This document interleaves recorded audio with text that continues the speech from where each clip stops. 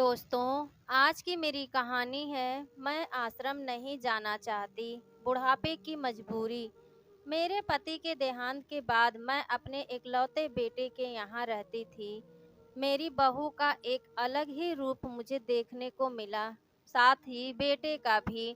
दोनों के मन में क्या है मैं अच्छे से जानती हूँ। वो चाहते हैं कि मैं वृद्धा आश्रम चली जाऊं। उनके जाने के बाद मुझे यह सब देखना और सुनना पड़ेगा, इसका मुझे अंदाजा भी नहीं था। पर मैं मन मान कर बेटे और बहू की बातें सुनकर भी यहाँ रहती हूँ, क्योंकि मुझे मेरे पोते और पोती दिखाई देते हैं। उनकी झलक पाकर मुझे सुकून मिलता है।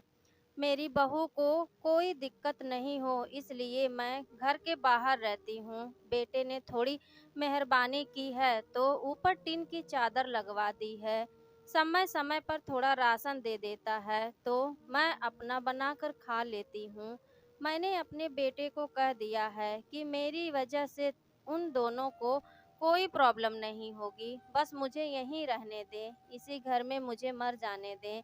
मैं बस यही चाहती हूँ। मैं अपने आप को खुशकिस्मत समझती हूँ कि मेरे बेटे और बहू कम से कम मेरे लिए इतना तो कर रहे हैं।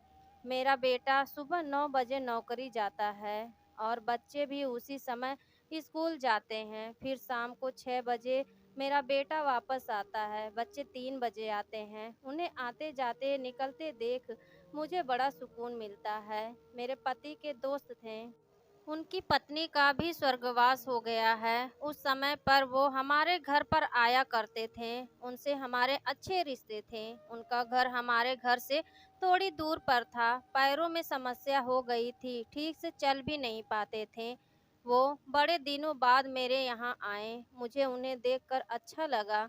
उनका हाल भी मेरी तरह ही था। बच्चे अब उनसे भी परेशान थे। आकर मेरे पास अपना दुखड़ा रोते थे और उन दिनों को याद करते थे। बुढ़ापा हम जैसों को बहुत रुलाता है। उनकी पत्नी का स्वर्गवास हो गया था और उन्हें चलने उठने में समस्या थी, इसलिए वो तो अपना खाना भी नहीं बना पाते थे। मेरे पास आए तो मैं समझ गई कि यह इतनी मुसीबत में चलकर पुराने दोस्तों के यहाँ चाय और खाने की चाह में ही जाते होंगे।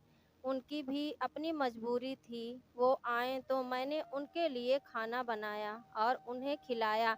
मना कर रहे थे नहीं खाना, लेकिन मुझे पता था कि उनको भूख लगी। मेरी बहू ने मुझे और उन्हें खाना खाते देख लिया। वो कुछ भी ना बोली। ऐसे ही वो यहाँ 2-3 बार आए। जब भी वो आते मैं उन्हें खाना खिलाती। फिर उनके जाने के बाद जब मेरा बेटा आया तो बहू कहती है कि तुम्हारी माँ कितनी बेशर्म है, पता नहीं किस किस को आजकल बुलाकर खाना खिला रही है।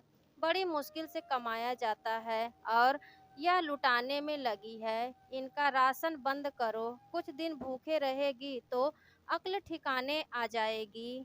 मैंने कहा कि मैं अपने हिस्से का उन्हें खिलाती हूँ। तुम्हारे पिता के पुराने मित्र हैं। फिर भी बहू का उल्टा सीधा बोलना शुरू रहा। घर के बाहर रहकर इनको आज़ादी मिल गई है, पता नहीं क्या क्या करती है। बेटा भी बोला कि कुछ दिन भूखा ही रहने दो इन्हें। मुझे मेरे बेटे ने घर के पीछे सीढ़ी के पास ले जाकर बिठा दिया। कहा कि अब यहीं बैठो। मेरे तो अब आंसू भी सूख गए थे। अगले दिन मुझे खाना नहीं मिला। मेरे टीन के उस छोटे से कमरे को बहू ने तोड़ दिया।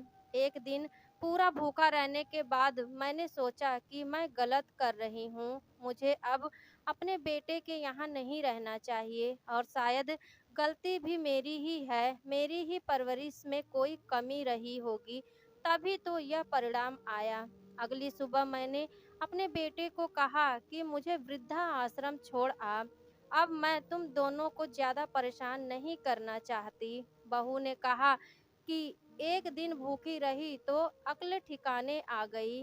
बेटे के चेहरे पर भी अजीब सी खुशी थी। जल्दी से तैयार हो गया मुझे छोड़ने के लिए। बहू कह रही थी कि आज की छुट्टी ले लो, यही आस पास मत छोड़ आना, कहीं 3 दिन में वापस आ जाए। मैंने अपनी बहू से कहा कि बेटी चिंता मत कर, मैं अब नहीं आऊंगी। मैंने अपने पोते पोती को गले लगाया। मुझे पता था कि अब मिलना नहीं हो पाएगा। बेटे को भी चाहती थी कि एक बार जी भर के गले लगा लूं, लेकिन वो बोला चलो जल्दी करो।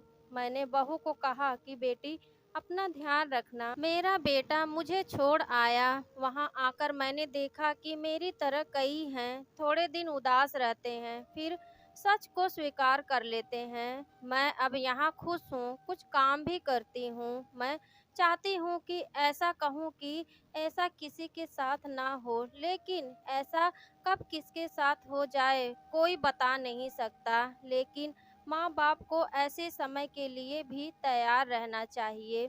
बस बच्चों को पाल कर बड़ा कर दो, उनसे कुछ उम्मीद मत रखो।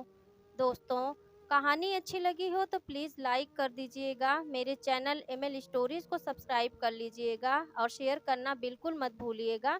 मिलती हूँ ऐसी ही प्यारी सी कहानियों के साथ। तब तक के लिए bye bye and take care.